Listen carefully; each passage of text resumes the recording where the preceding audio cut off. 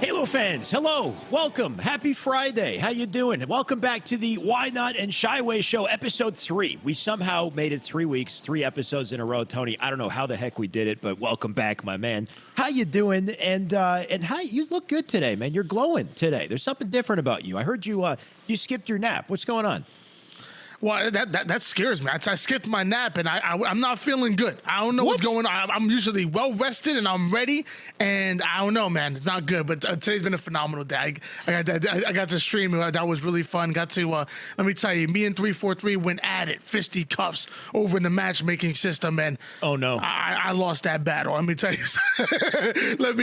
I lost that battle bad, but either way, it was a good stream, good vibes, and I'm really happy to be here. I think it's safe to say in a 1v1, 343 wins every time, no matter how skilled you are. You know, Lucid loses 1v1s to 343 time and time again. They're just too good at the game, Tony, I think. So don't feel bad.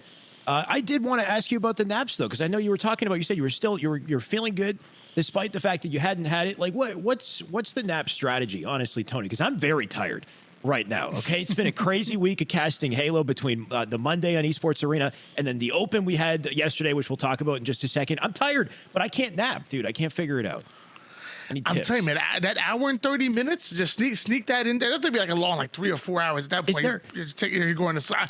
Give me like an hour and 30 minutes, and I come in refreshed. I'm ready to go. I'm ready to fight. And you just fall down on the bed and you're done. That's it. There's no ritual. Like, well, I put on a Shyway YouTube video, and that usually puts me out right away.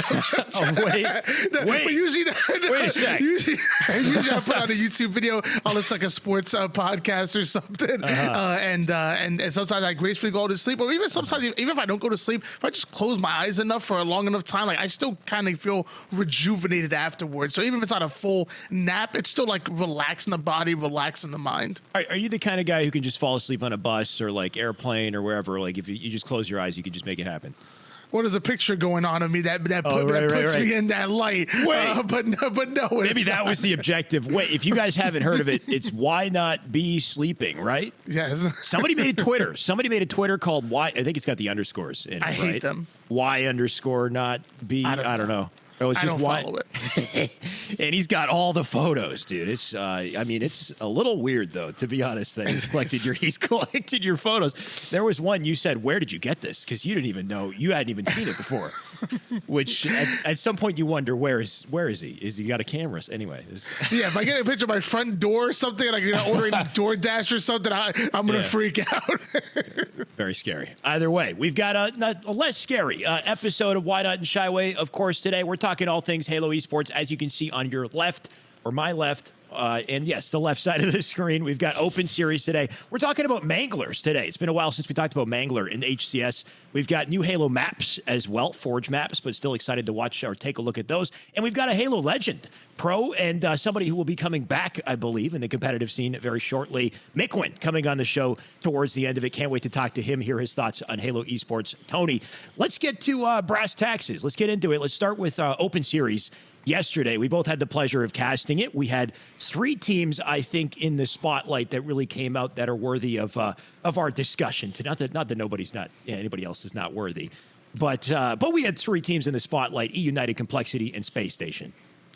And just to give you guys a quick little rundown of it, so it was United that ended up losing out in the Game 5 to Complexity in the semifinals. Eventually, Complexity beat out Space Station Gaming in 3-1 in the winners bracket finals to secure themselves in the grand finals. Then in the lower bracket, Proton Gaming getting top 4, but not good enough to get swept by United.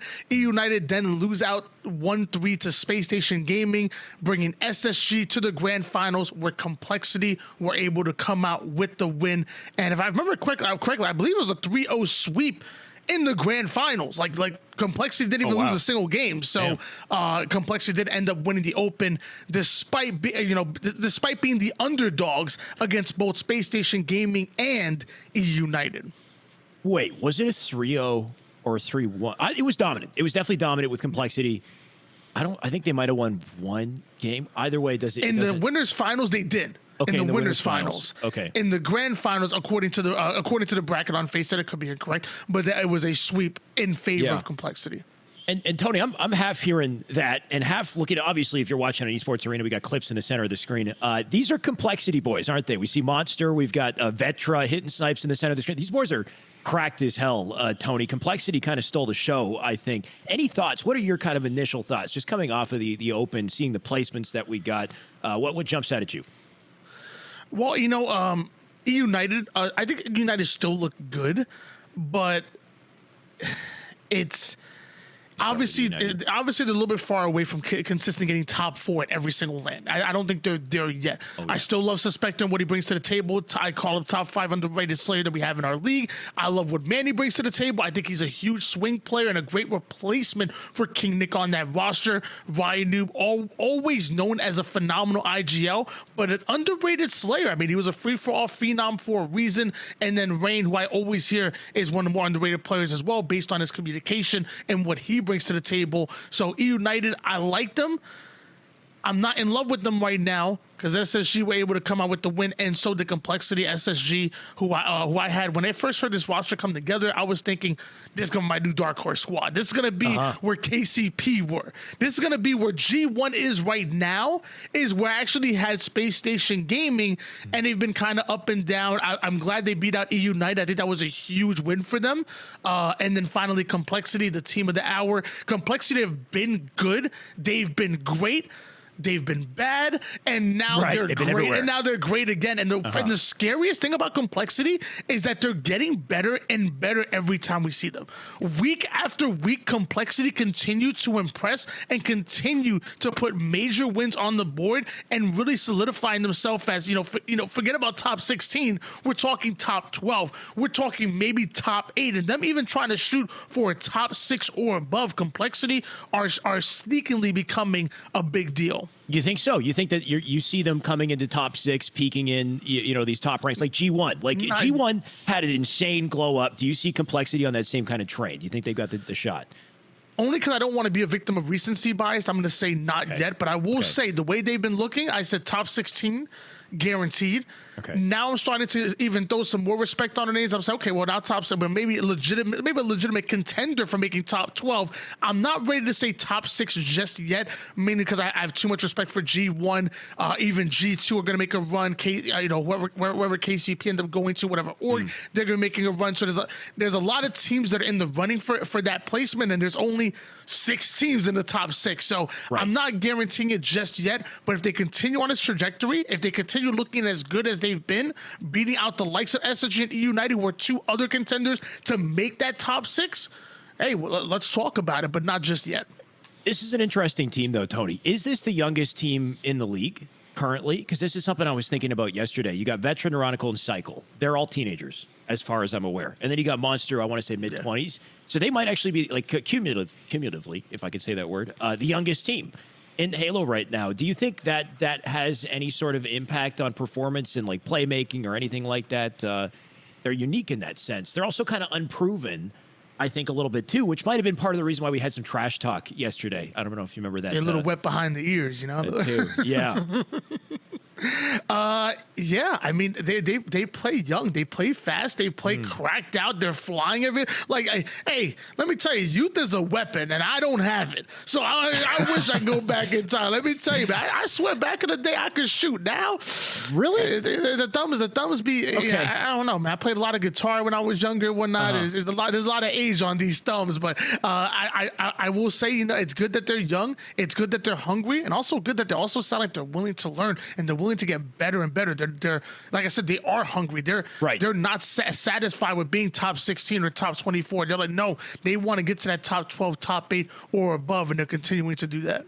I agree. And Tony, just to say, well, I'm sorry to hear that the thumbs don't work like they used to, man. That's just inspirational talk, though, for me, at least for anyone up and coming as a boomer.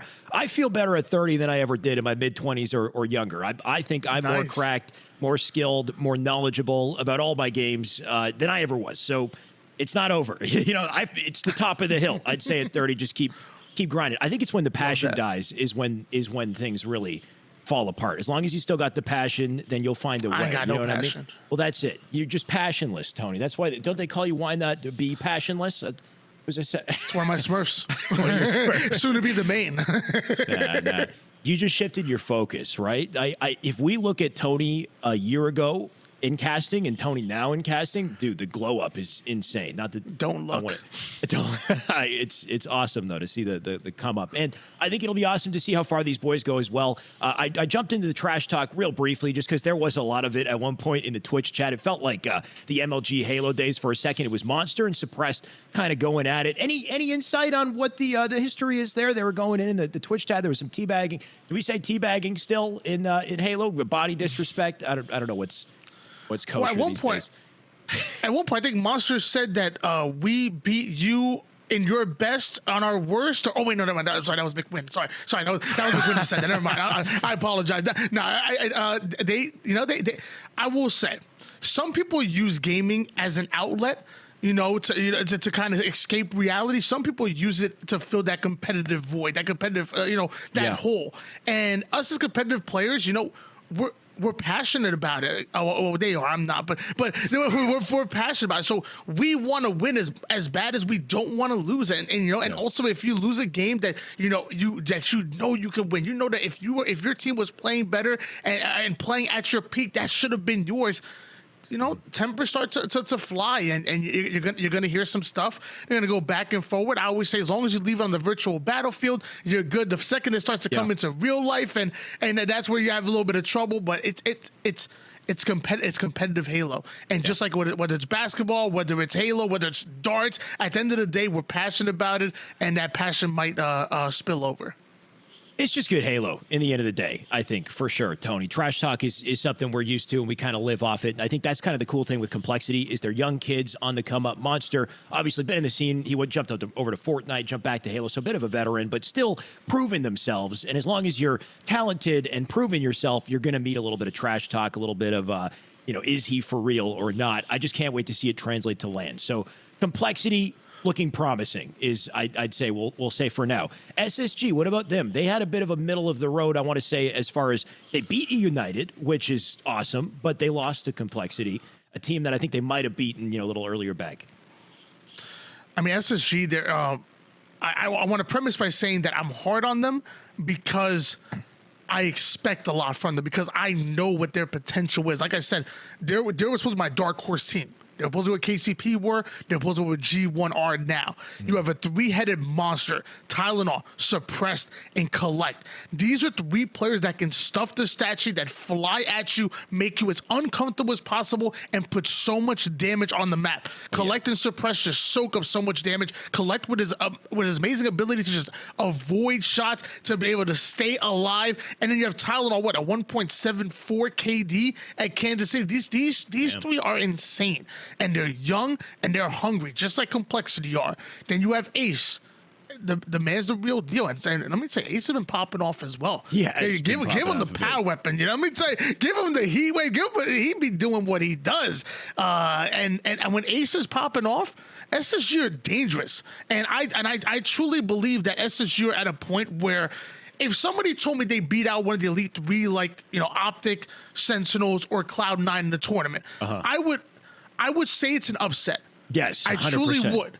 But I'm not gonna. It's not inconceivable to me. It's not preposterous to me. Like I wouldn't like if somebody told me Anime Demons beat one of them, I'm flipping the table. But if somebody told me SSG did, the table's staying up. I might throw a chair, maybe a couple papers, but I'm not going crazy because I know what their potential is.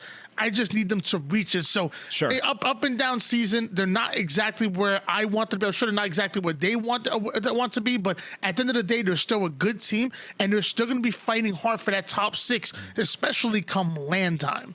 Potential's there, no doubt. I'd be very surprised if I see them beat like a C9 or Sentinels or Optic. At the same time, though, this is probably the best time to punch through. If G1 can do it, kind of jump up and find the little opening, especially with these teams kind of changing, reorganizing a little bit, then SSG, who's to say they can't either? It would be surprising for now. But this is a good step to see them beat United. So definitely something's working.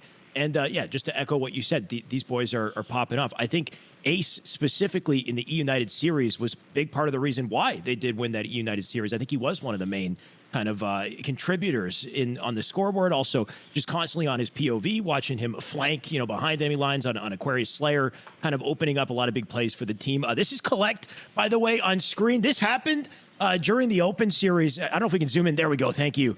I didn't notice it. I'm casting. I didn't see it, but Collect with the Galaxy Brain Instasplode. Look at this. Walshy would be so proud here, Tony. He banks it off the planner, throws a second, and gets a perfect arc, and then he finishes it with the stalker shot.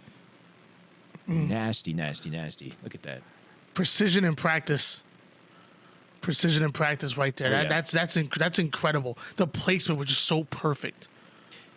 It just makes me think of the nade skill gap in this game, and I think one of the few areas in this game that has a lot of room to grow, a lot of untapped potential. Collect showing that the neighbor nades we saw on Twitter a little while ago. Tony, we don't have that to show, I don't think, just yet. If you aren't aware, look up Mason Cobb on Twitter. Watch his neighbor nades video. Watch it ASAP. It's super informative. I haven't seen anything like that in Halo Esports just yet. So little strategies here and there. And Collect, I think, a good example, kind of a pioneer in the space, not just with that type of gameplay, but with the thrust. I mean, when it comes to Collect and thruster movement, I don't know if there's anybody else in the league who can stand up to him. So I agree with you on potential, Tony. Now let's go to United a little bit, because they seem to be struggling, especially in comparison to expectations, considering their history as a team.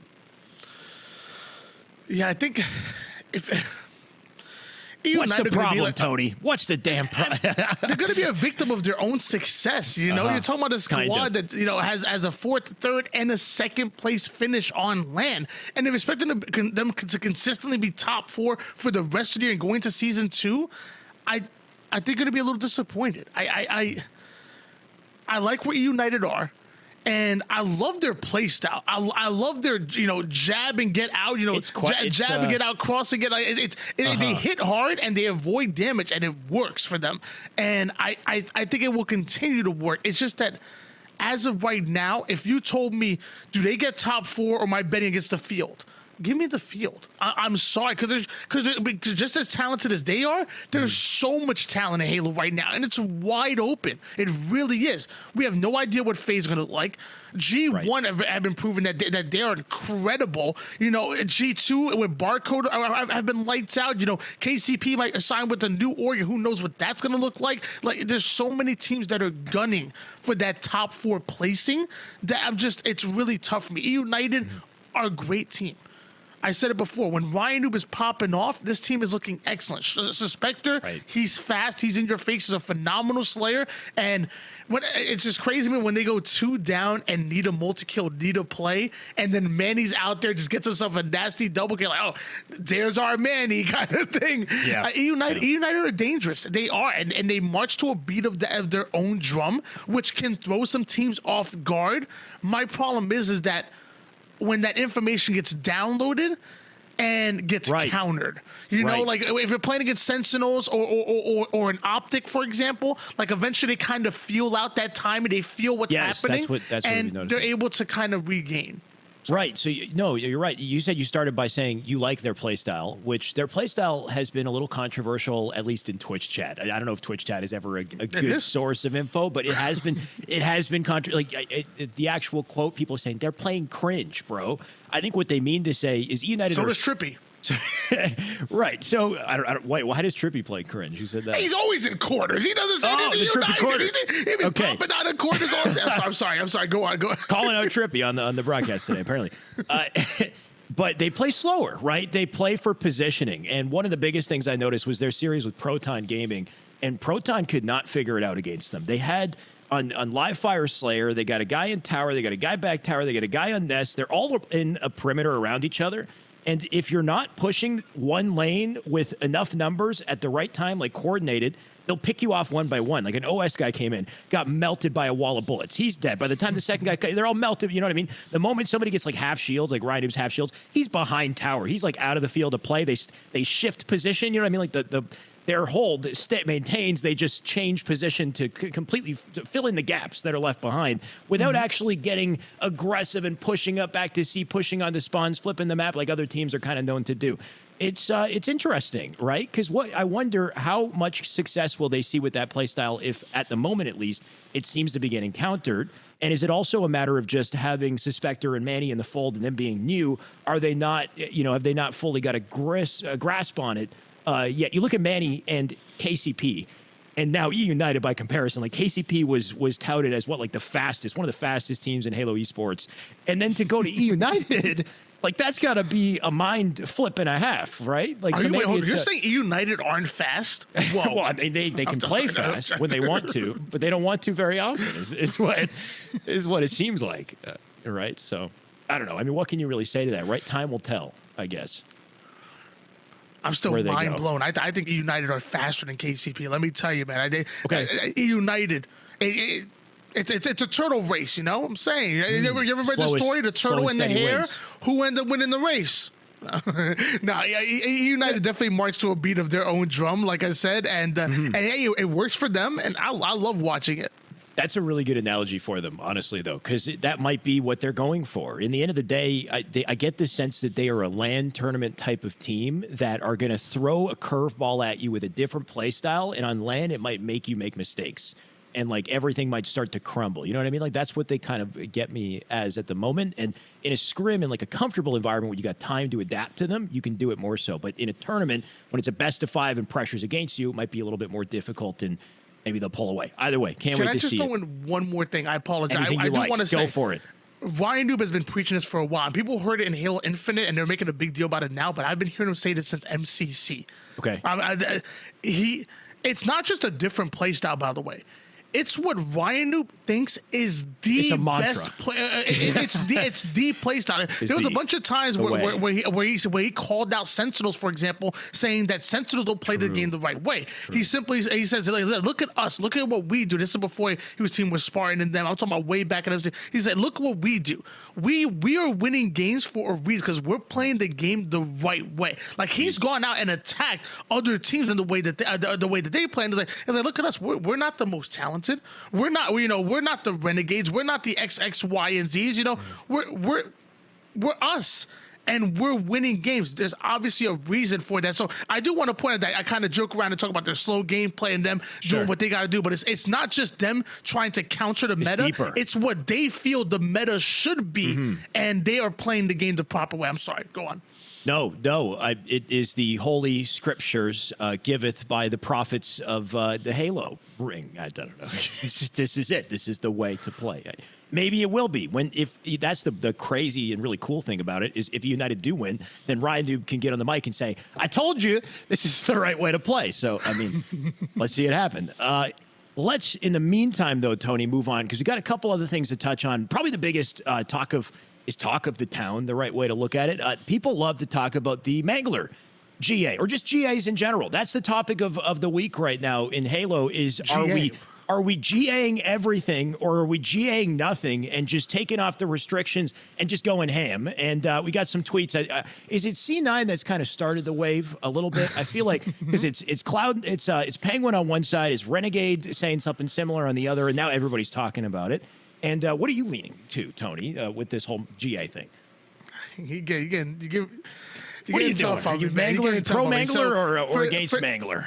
Well, for those who don't know, GA stands for Gentleman's Agreement. All it means is that as gentlemen, because all of us Halo competitors are, we've agreed to not use this weapon for competitive integrity. My thing with everybody assumes I hate the Mangler, and that's not the case. I love the Mangler. I think the Mangler is phenomenal. I truly like the weapon in general. My problem with it, it may be different than pros, maybe different from anybody else, maybe different than you, but this is my issue with it. The Mangler is a secondary weapon. Mm-hmm. It is not a commando. It is not a pulse carbine. It is not a plasma pistol. It is, to me, it is a legitimate shotgun. It is that 2-shot drop weapon into the BR is incredible. Yeah. Even if you're not doing that, just 1 shot back behind cover. You're weak, poke out, pop that 1 shot, go back in. Use it like a shotgun. Use that, pop a shot, and during the animation, take cover and then pop back out. Like to me, it's legitimately as good as a shotgun. So my problem with the Mangler is that when it's not on a shotgun timer, you have a situation where it's coming up every 30 seconds. You start off with 27 bullets and it can hold a max of 52. The damn thing's never off the map. In 4 minutes into the game, you have 6 to 8 people having a Mangler at that point. So my issue with the Mangler is that it's treated as a secondary, but it's not given the respect it deserves. It's legitimately as good as a Heat Wave, in my opinion. It's as good as a Bulldog, and it's easier to use than a shock rifle. So if you have it to a situation where it comes up, what I think it's 15 seconds to despawn, 1 minute 30 seconds, whatever the Bulldog and Heat Wave is on, and you can only have 1 on the map, I'm fine with it because I love it. My problem is that I don't want 6 to 8 of them on the map, because at that point, to me, it's not even competitive Halo at that point. It's a different game, in my opinion. So that's my only problem with the Mangler. I love the weapon. I just think that as of right now, it's not given the respect it deserves, and it's being treated more like a commando or assault rifle or a pulse carbine than is what it actually is, and that's a damn good shotgun in my opinion. But it's not supposed to be, though, right? So okay, first of all, none of this conversation, I think, would happen if we could just do what you just said, right? Like, if it was possible to just have it spawn less with less ammo, or even just take it off and switch it with a sidekick, which I've seen Spartan say, then we wouldn't even be having this talk in the first place, because I totally agree with you. Well, at the moment, it's more difficult than we're aware of. Apparently, there's that. So hopefully, at some point we might see that. The other thing is that the weapon, as far as I'm aware, is not designed to be that, though, right? Like, it's designed to be a secondary sidearm that you just pull out that is in the same tier as the other weapons. It's not quite working that way.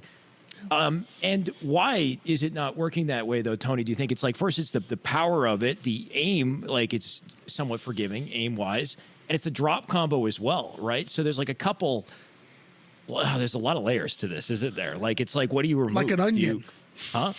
So like an onion, like a Shrek. It's like an onion. Shrek reference, sorry. It definitely is. The thing is, so now the talk is, okay, if we can't take it off the wall, if we can't, obviously the pros don't have any kind of control over really much, whether or not they just decide to pick up something or not, then now they're starting to think, okay, maybe we should pick it up because the rest of the sandbox is already so damn strong as it is, Tony, and the Mangler could maybe give, people an opportunity to win a fight with a sword, which already the sword is insanely powerful, right? To be able to win a trade or beat down some of these other power weapons that were shotgun, let's say. Like you said, you can go toe-to-toe with a shotgun. Shotgun won't have as much influence on the game if there's a Mangler in play to counter it. Any thoughts on that? I mean, I'm not in love with the sword to begin with, but that might be another discussion. Maybe we'll talk about that soon here. To me, it's almost like we have that problem at Apex 2 where like there's one buff character, and instead of nerfing, everybody's like, well, why don't we buff everybody around them? Like, what? No, that is not how we should treat. That's how we should treat it. Like to combat one broken aspect of the sword being competitive, which, by the way, I don't think it should be. We keep the Mangler in play. Well, I think we need to address both, in my opinion. And I mean, it's to me, it should be this. The meta should be fluid. Like let's keep working on things. Let's keep making it better. Let's keep adding new maps. Let's keep tweaking some of the weapons and whatnot. Like I feel like I come from old school competitive. When I was playing Reach, it took us up to V7 to find good settings. You know, it took us. In Halo 5, we were playing with assault rifles and full radar for how long before we found good settings? I feel like. What, by the way, I find it interesting that we played for 2.5 years in Halo 5 and nobody GA'd anything. We just did. We were fine. I mean, obviously, you start with the AR. Put a piece of tape on it. Right. We can't do anything about the radar. But the storm rifle, dude, the storm rifle and the SMG were insanely powerful. We just kept them. We just let it happen for 2.5 years. Only now in Halo do we see this whole GA discussion coming in. And I heard what you said. You want to take the sword out. I understand that. I think currently the way the sword is balanced, it is like too powerful. The issue is like the sword is a sick weapon, right? Like the sword is part of what makes Halo visually, like as part of that unique sandbox kind of experience that is Halo. You want the sword to be there. The issue is you want it to be balanced as well. So it's tough, right? Because the sword, I'd say, ideally, if you could make it so you could trade with the sword with a melee, then maybe you could keep it in the game, you know? But in a casual perspective, maybe the weapon would have less utility. It would be less of a power weapon if that trade system, you know, worked in more of a social sense. You know what I mean? So it's like, it's hard to create nerfs that are only specific to competitive and then have them not bleed over into casual play as well. How do you find that middle ground, right? That's the tough thing where it's like, I want the sword in play. I don't know if they need to change it to do that. The other issue with the sword also is just the internet connection and desync and stuff too. It just doesn't work well with the with online Halo. Sometimes it's a little funky. It's just a tough topic. I saw a tweet by Furiously earlier today, and he's like, revised GA list for Halo Infinite. Said Sword, Heatwave, Bulldog, Stalker, Manglers, Shock, and Spike Nades. It's like, what's even left in the game to play with if we're taking everything? Like, I don't. I like the Heatwave a lot. I don't like. I get that like these shotguns are pretty powerful, and maybe that's why we want the Mangler back, because people are thinking like, oh, Heatwave, you know, Bulldog, they take over the game too much. So maybe the Mangler just let them have at it. But the Stalker as well? Like, is it because of the drop combo, right? Like, maybe it's because... What's left to play with, boys? I don't want to water it down that much, and I don't want to be like that. Like, if they replace the sword with the Bulldog, I'm fine with that. I feel like there's outplayability with the Bulldog. But I don't know. I just feel like I wouldn't be mad if they replaced the sword with the Bulldog. That's on me personally. Yeah. As far as Stalker Rifle, like, I'm not gonna lie, I've played Halo Infinite on a slow sensitivity, and I've played on a fast sensitivity. And if you play on a low sense, dude, the Stalker's broken, bro. Isn't the BR broken too? I heard like people want a GA low sensitivity because half the weapons are like a cheat code. If you have low sense, apparently you like don't miss. Oh no, man. I mean it's easy to hit with the BR, but the Stalker is just so quick, bro. And if you obviously if you miss a shot or two, like you're gonna get punished with the Stalker Rifle, especially with it having, you know, less aim assist than something like the battle rifle. But when you play on low sense, man, I've actually been tempted to have like 2 sensitivity settings where I pick up the Stalker Rifle, I flip to a sensitivity, and then I just use the Stalker. I'm saying you like the sword so much. Or you got dual sword action. Let's dual wield the sword. I put that in there. God. I thought you liked the sword. Imagine that in Halo Infinite, dude. That would go. You throw one at somebody, like a spike grenade, you stick them with it. Oh, no. So in my thought at the moment, currently, Tony, because we have so limited control over what's changed with the weapons and how they work and all of that, that's just, you know, it's unfortunate. We got to be kind of patient and hope that, you know, down the line, you know, maybe the pros can kind of start to tweak what weapons spawn where and how much ammo they have and whatnot. We can hopefully find some sort of a sweet spot that's, you know, well agreed upon. For now, I just say open the frickin' floodgates. Just let it. I just want to see it happen. Bring the Mangler back. Screw it. Whatever. Let's play a couple tournaments that way. See how pros feel with it like that. If it's chaos, then they'll deal. But honestly, I'm kind of siding with C9 and just let it happen in the moment. And then hopefully, what we do see is we see the sidekick swap out with the Mangler. We see some subtle changes in play, so some of the sandbox stays intact, or I don't know. Nerfing weapons more is always a difficulty, I think, when you have a casual community that wants to play as well. But as far as tweaking the availability of the weapons and the ammo, that I think we should have complete control over at some point. Hopefully, I'm just praying, you know, that we get more control there. In the meantime, just let it happen, baby. I'm gonna pull out the Mangler, Tony. Get ready. For the sake of time, you know what? I think because we got a big topic to talk about.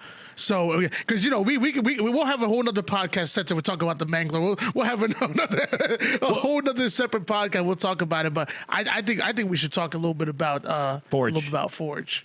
So there's 2 new maps that got. Is leaked the right word? They're being showcased through Forge. This is so okay.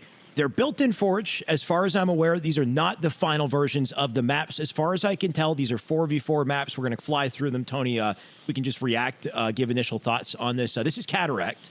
So it's a Forge map developed by 343, I believe, but it's been ported into, I don't know, some shenanigans are going on to put this map here and show it to us. It's not a final product. What do you think? So we're taking a look at it. When I saw these two platforms, kind of gave me like sort of pit vibes for like a second, and then I was like, oh, what the hell is this? And then I'm like, okay, we're going to another room, and oh, it's longer than we think, and then we're going it looks like this map is so small, and then I'm like, whoa, what's going on here? Like, what bases? What? Like, this map is. Is interesting. Which, by the way, we should probably give a spoiler alert. Like these next two, if you guys don't want to have any spoilers whatsoever, skip over the next, I would say 10, 15 minutes, because we're kind of late on this one, but you can there's still time. Fast forward 10 or 15 minutes if you don't want to see any spoilers. Let's keep this one on repeat just for a second, just so we can run back through. So a couple things you said, right? It's way bigger than we thought at first glance, right?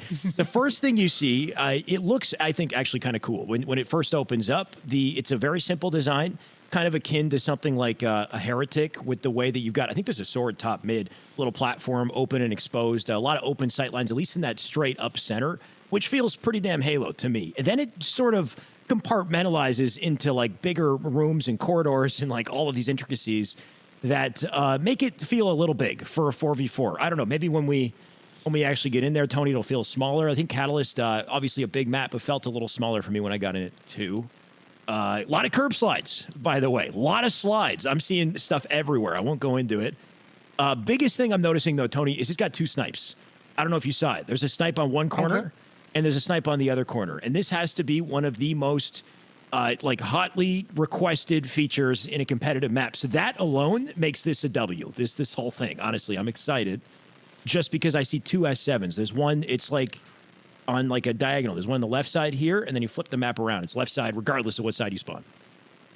Yeah, I mean, I'm excited. As a player that loves to go toe-to-toe with other snipers, I'm about it. And then obviously as a commentator, like, I want to see some real battles, man. I want to see, Rule 2 grab a sniper and go up against Snipe Down and on a map like similar to Sanctuary and literally play the chess game. You're watching every angle, you're trying to find information, and you're slowing the game down until the moment that sniper goes down, and that's when you get aggressive. I think it plays for great content. I think it's amazing gameplay, and it gives us that, one of my favorite things about watching Call of Duty competitive is watching Search and Destroy and the way the game slows down with Search and Destroy. When there's two snipers up on the map, the game slows down and you really see that chess game. So it's obviously not the same, but it gives me similar vibes to when that happens. It's going to be interesting for sure. I can't wait. And I think this whole topic about GAs like that we're discussing, a lot of that would be alleviated with just more S7s on maps, right? Like some of those hyper precision weapons, pros get those in their hands. They stop complaining about GAs. They just enjoy the game, enjoy the skill gap. So two S7s in a map, that's a W. Can't wait to see how this plays. I'm getting CTF vibes, I think, on this one with just the symmetrical design. Let's jump over to Solitude. This one definitely looks like it's in those early stages, I think. Still, I don't expect it to stay this dark, but also I believe a symmetrical map, Tony. Looks like this one's interesting because there's an island right here and two man cannons that launch you back to the other side, and you can go back and forth to this island, which, as far as I can tell, it looks like a good King of the Hill or Strongholds type setup. It looks like a one flag. There was a flag right there, so I wonder if it's like a one flag kind of thing. There's three flags, kind of, though. Oh. There's one over there. We need more flags. More flags are needed, and red flags? Hopefully not. Anyway, flags in general. It's pretty looking for what it is, right? Like it's looking like it's like right at a campaign on the ridge of like a campaign kind of section of the map. But very dark, too dark, I'd expect for a comp map, right? So like little things I think could still be arted up here. It is in Forge. Up the brightness on this map, maybe too. Very interesting looking. Looks like there's corridors that goes into left-hand side there too. Not as exciting as Cataract though, Tony. What do you think? Both maps. Well, both maps seem kind of weird. So I'm more of like a doer. I'm not really about like a visual person. I just need to go out there and do it. Like for example, when I first saw Streets during the I forgot. So somebody was showcasing it, and IGN. It was one of their videos, and I was like, this map is is awful. What's going on? I couldn't figure it out. And then once I played, I was like, yo, this map is one of my favorite maps. So I'm gonna give both of them a chance. I'm gonna say I'm not gonna take it off at first glance. I want to get on there, see the play, see how the meta formulates around it, and maybe I fall in love with, like, for example, with Catalyst, not Cataract, but Catalyst that we played. I'm not a fan of the map, I'll be honest, but there's lots of fun grapple plays that I love making, going under the map, going around the map. I make sure I do it as much as possible. I probably overdo it, to be honest with you. if you ever play me in matchmaking on Catalyst, I'm not on the map. I'm somewhere outside of it with the grapple. Fair. First impressions matter for sure, though, Tony. I hear you, but you got to be a doer, right? You want to jump in, experience it. Fair enough. I look and I immediately will get, like, for Streets. I fell in love with Streets when I first saw it. I was like, oh my God, this map looks sick. So opposite kind of experience to you. Catalyst, I fell in love with. Then I played it, and then I had less love for it when I played it. This map, I'm not loving. It looks nice, though. I'm not loving this as much. Yeah, it looks nice, exactly. This looks interesting, right? Like, it looks different layout-wise than anything we've played, so I'll give it that. And it could be fun, by all means, but Cataract looked more entertaining for me, just kind of straightforward, tons of, like, ramps, curb slide options, 2 snipes. I mean, 2 snipes gives it the auto win, I think, already. Either way, new maps in Halo, very needed right now. And Forge, I think, in general, so much potential, Tony, for this game. If there's any saving grace in the near future, I think it's Forge. I think we could finally bounce back with it. And if there's any saving grace for the show as well, Tony, I think it's our guest that's about ready to come on, I believe. Yeah, I mean, I know they're testing some stuff out right now, so I believe they might have gotten things done. I'm gonna wait for the producer to give me an okay in my ear. Never mind. We're good. We're good. Well, in case you all weren't aware, I'd like to welcome Mikwen to the show. My dude, welcome. So happy to have you. How you doing? And where are you, by the way? Herbie caught you in the middle of, is it a vacation? Yeah. I'm back home in Michigan. So last time I did an interview with you, like back in 2017, this was the room I was way in. back, 2019, right? Yeah, but I live in Atlanta now, so I'm up for 16 days just to see family and stuff. So damn. Okay, nice. How you feeling? How you doing? I'm all right. Just chilling with family, hanging out. I am feeling a little weird right now, so I'm kind of worried, but we'll see. Cool. Hopefully you feel better. I know we talked about it a little bit. You just came from a show just recently. Cool. Yeah, the show on Tuesday that I went to, and I think I might have caught a bug. I'm hoping it's not the Rona. Oh, no. Hey, everybody has their time with it now at this point. I knocked on wood and everything on the way up here, and I haven't had it yet. But fingers crossed, man. Here I am. Well, I'm a little worried. So I don't want to continue this interview anymore. I'm not trying to. I'm not trying to catch it. I don't know. It's a virus, so it can go from computer to computer, right? Is that not how it works? No. I mean, we don't know at this point. It could be anywhere, honestly. It's funny you say you're from Atlanta. I didn't even know that. I'm literally right here. I'm literally 20 minutes away from the airport. I had no idea. I moved there back in 2021. Like I've been there about 14 months, I think. Oh wow. Atlanta's great. Atlanta's phenomenal. I always say, like, if it's something, there's a little something for everyone. What's one thing you hate about Atlanta? I'm sorry, a little off the top, real quick. What's one thing you hate about Atlanta, Georgia? I don't like downtown at all. Like, I like the perimeter. Really the only place I like to go downtown to is like I'm gonna miss it, but like Pond City Market, Beltline to like Inman Park, I think is what it's called. Okay. That's really the only thing that I really do down there. But other than that, like, I spend a majority of my time in probably the burbs. I just learned I wasn't a city boy when I was in Seattle, actually. And then my girlfriend's from Atlanta, so it was like, okay, Atlanta's close to Michigan-ish, so I can kind of get closer than Seattle. So that was kind of the decision maker on that. Well, I hate the traffic, so I just stay inside. I never leave the house. Just never leave the house. That's my key. I'm a gamer. Well, you kind of mentioned. Oh, you mentioned Seattle. So for those of you guys who don't know, obviously formerly worked with 343. If you don't mind, without I'm sure it's probably something you don't want to touch on, but why don't you tell us a little bit about your overall experience at 343 and what did you learn during your tenure there? Yeah, I mean, I'm pretty. I'm like kind of an open book with it to an extent. Obviously, I'm not going to tell you like what went on a day-to-day basis, but 9 to when I was a 5, kid, it go. was like, my dad got me into like all this esports stuff. Like I always had a goal. Like I always told myself, like if I ever get a job to go work and get done, I'm gonna try it, right? So I tried it, and just like you do something and you realize that's just not for you. I don't know. There's a lot of mixture of things of why, like being really far away from home.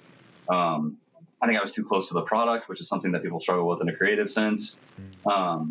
And I think that like coronavirus and going into the pandemic and being isolated from family and stuff was just kind of like the boiling point for it all.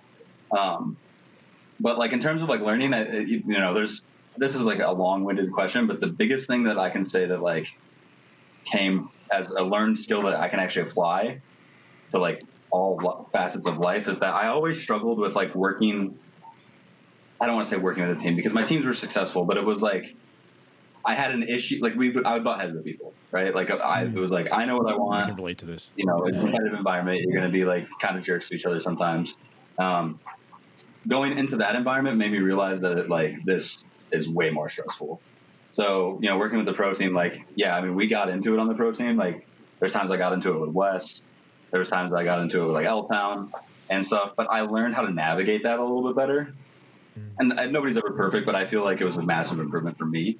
So that's like the biggest thing that I can apply because, I think you talk to anybody from like the NV team or anything, that was really our biggest hiccup was just that like there was personal problems that got in the way. And sometimes I was the like person that was initiating those.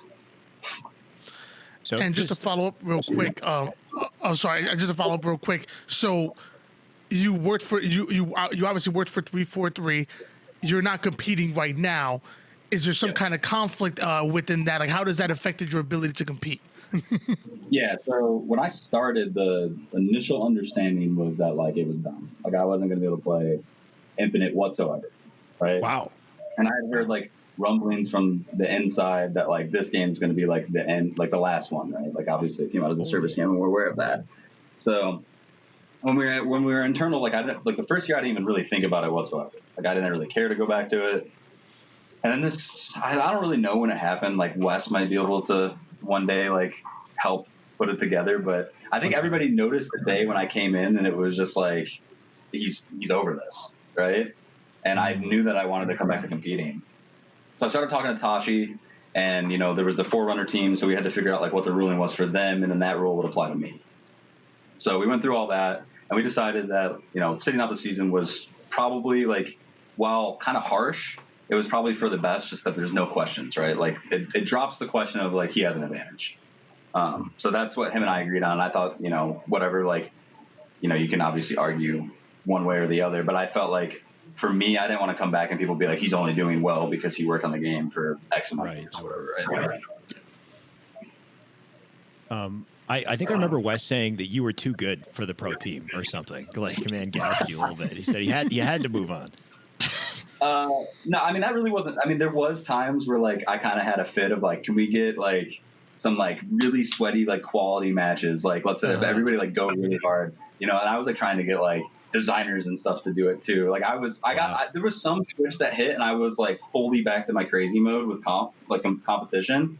And I think that it was like almost my undoing in a sense, because it was like, yeah, dude, like I was able to pull back on it when I started, but then it hit a certain point where it was like, no, like I'm freaking out. Like I need to play and have competitive matches.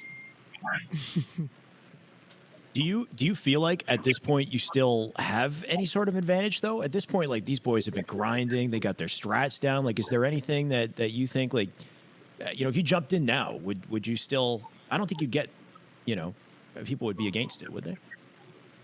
No, I mean, I don't think people would. It kind of goes back to what I said before, right? Like the whole thing for me and Tashi and like Richie, I think Richie was a part of the conversation. I'm not 100%, but it was like, let's just like clear the air on it and there will be no questions, right? Like I'd rather people have like this question, like, did you have an advantage? Because then at that point when I come back, it's a non-issue.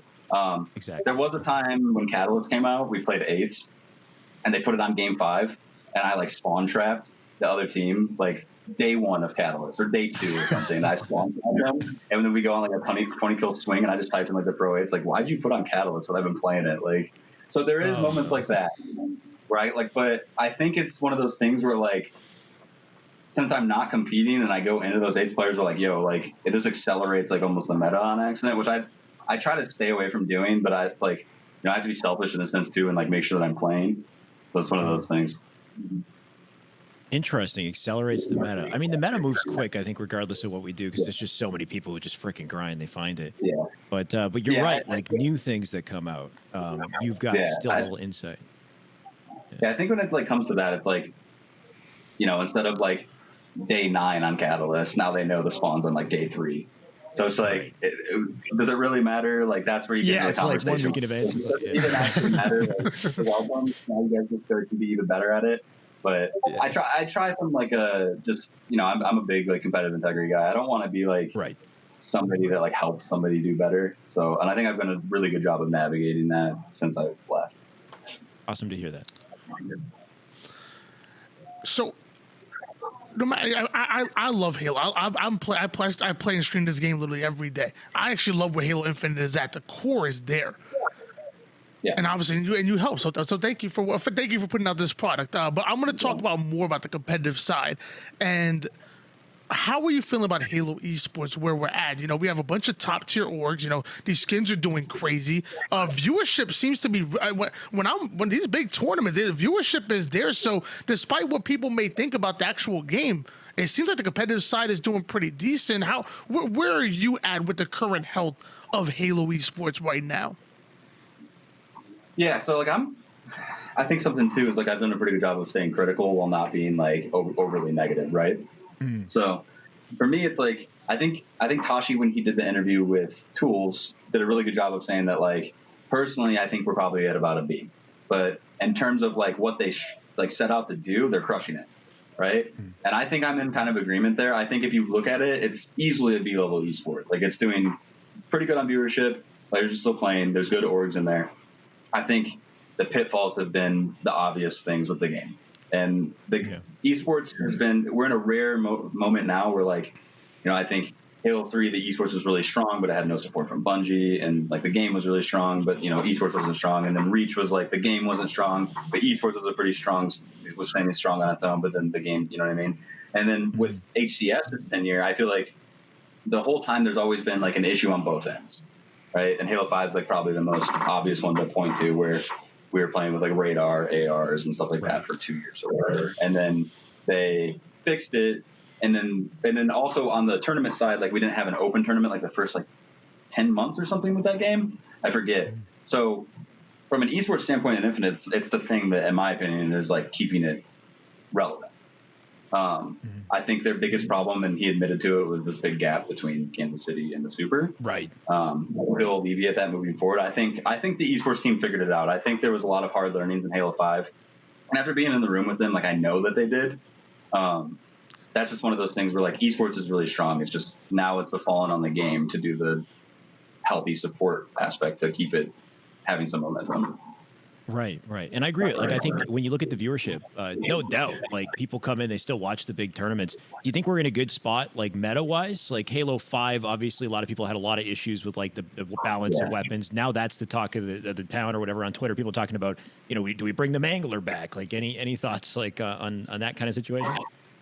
Yeah, so like I can go in length about this and talking about skill floor, skill ceilings, skill gaps. Like that was my cup of tea internally. But so I think Infinite was important for us to pull back a little bit because I think from an accessibility standpoint, Halo 5 had some pitfalls in that sense of like, you know, you're a jet fighter playing. It's kind of a hard game to get into unless you do that type of stuff. So and there's also the piece of like, it was a very player-driven game, right? The mechanics that are in the game are really on the Spartan. There's something that you can do with. And I understand that people really like that skill gap. But I think for Infinite, you know, it was supposed to be familiar but new. And we went back to kind of like the powers on the map. You know, you're kind of a scavenging type thing. And this is going to be the skill gap. And I think that reduction and pullback on that was important. I think that in my opinion, like the pain point isn't like black and white. It's not, oh, we don't have advanced movement or there's not enough movement. I think the problem is that there's been no progression. So, you know, if you look at like any other really good live service game, their meta continuously changes or gets better or strengthened. And we haven't seen anything that helps that, right? If anything, the only change has actually pulled back on that and made, something that was getting GA'd still not usable. So it's just like you're in this weird spot where like the intentionality of like pulling back on the skill gap was a good thing for the game, but we haven't seen any like growth there. And I think that is starting to just burst where people are like, dude, I'm so sick of like curb sliding and using like a commander rifle. And I understand that. It's just a different time. Like games move quick. So it's one of those things. Really well said. So thank you for that. Would you say that's kind of like the biggest thing Halo Esports, I guess, needs to like really get back on track? Because like, I mean, yes, viewership is still good, but we had like 200,000 plus, back in Raleigh. Like, is it just that progression? Are there any other like little things Halo Esports would like really benefit from now? Yeah, I mean, it sucks because the momentum wasn't carried. And I think that like, I've done I've watched like a lot of GDC talks about like live service games and like how fast that falls off a cliff, like your population, if you don't do the right things, there's this game I really like called Path of Exile, and they're like kind of and like innovators in this space of like, they do 13-week cycles and they don't pipeline and like this really crazy thing. Right. And nobody like can touch them, in my opinion, in terms of like their rubber band effect. Because every time they peak, they come down at the end of the league and then they go back up over the previous peak. They do it every single 13 weeks. And because of that, it's like you have games like that. Fortnite follows that now. Like I think a lot of people started to follow suit. And so, I've always said, you have like 45 days to fix quality of life stuff, and you have 13 weeks to get major content in the game. If you're not doing that, your game isn't going to be sustainable. And in today's market, especially as a free-to-play game, and we always like use the term like it's free to play, but it's also free to leave. And I think you're seeing the latter half of that statement like prove to be very true. Yeah. Damn. This has been great. This is an eye opener for me. I want to go on more about this, but due to restraints on time. Mm-hmm. We're gonna talk. We're running a little bit low on time, so I gotta ask you, with Worlds around the corner, what does the upcoming grind look like for you? Are we seeing Mikwen back? I mean, there's a reason why you left. You said that competitive, it was itching. Are we gonna scratch it after Worlds? Yeah, so I think you'll see like players not play too much after Worlds, obviously, because it'll be off season. Right. Season 3 is supposed to be November 7th, I think. That's when you'll probably see everybody start grinding, and I'll be back in the fold of that. So I'm going to Worlds. I'm going to be there on Sunday night. That's when everything happens. So if I'm not there, I'm stupid. So I'm going to be there talking to people and figuring stuff out. I have Native behind me, and I plan on making a roster that's going to place top 4. So. Okay, top 4. I love that. That's the objective too. Is you're gonna build a roster instead of try to jump into one. Is what you're thinking? Yeah, I mean, I have enough support from Native that I think that like I could technically join a roster, but we'd be behind Native. But it's a lot of stuff is up in the air, right? So I don't want to get into that conversation too much because it's weird. But I have about 10 people that are like I have them ranked from like option A to B, and I've reached out in a sense, but I don't want to be the guy that like screws up Worlds. So I've reached out and like said like, hey, like let's talk after Worlds, right? So we should be good there. Okay. And last, I just want to ask you just to follow up. What is it that you're going to bring to this new roster? Tell me about Mikwen, the player, and what it is that you bring to this. Because you said top 4.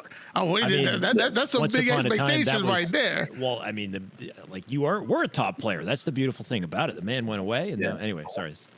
Stage. I mean, I think something that people don't understand about me is that like it's. When I went to NB, I don't want to take up too much time with this, but when I went to NB, like I had to move roles into like kind of like I don't want to say entry fragger or like really a role, but I was more of like the entry guy, right? And I feel like I got really good at that. Then I went to Renegades and was kind of the like I get all the kills, and I think I figured out where I stand, like where my playstyle is best on that. I like joke around on my stream and stuff, and I look at like HDH, and it was like you look at the past like 5 lands of Halo 5, like the last 5 lands of Halo 5. Like I was top 3 in damage dealt, I was top 3 in KD, I was top 3 in KAD, and like stats aren't everything, but like and damage dealt was like me and Frosty, right, per game. That was like, it was like me and Frosty, or like me and Shotzi, or like me and Renegade, or like it was some variant, but I was always in there. So I think the players that like know me know that like you're going to get somebody who just like doesn't lose fights and can put pressure. And I think I fixed a lot of my like pitfalls that I had as a player prior. But you know, I have to cross that bridge when I get there and figure out how to not be like a psychopath. Well, it just sounds like a matter of time, man. You just got to jump in the pool. But yeah, love to hear all of it. Just, honestly, this whole interview, very informative. Not that I wasn't expecting it to be informative, but just really well said. Thank you so much, Mikwen. No Tony, any final thoughts on this? Well, no, I mean, watch out for this man McQuinn real soon. You know, after Worlds, and it was an absolute pleasure. I hope we actually get the chance to do this again, because I would love to have you back on. Longer form. And 20 minutes ain't enough. We gonna have to put the whole hour aside when we talk next time. But thank you so much for coming on board. Real quick though, where can we find you? Twitch, Twitter. Where can the fans at home find you? All my socials are just Mikwen, except for like Instagram. I don't use Instagram, but Twitch and Twitter, just Mikwen. Just go there. I am out of town, so you're not really going to see much from me in probably the next 10 days, 11 days, something like that. And I'm going to Orlando and World, so things are starting to go in that direction. But yeah, that's my socials. And thank you as well. It's my pleasure as well. Awesome. Just a matter of time, man. Can't wait. Can't wait for things to just get rolling, right? Orlando, Worlds, and whatever comes, hopefully Forge as well. So a lot of exciting things on the horizon. Mikwen, thank you so much for joining us. Tony, I think that just about wraps us up, right? We've got, it's on the dot, just past 7. We've got a tournament coming up as well. Viewers in the chat, of course, if you're here to watch some more Halo, you're about to watch some more Halo. So stay tuned. We've got our ESA exhibition match coming up very shortly. We'll take a quick break. We'll come back with Halo action. Tony and I, we're not moving, right? It's the two of us casting, right, Tony? I'm actually be heading now, but you know what?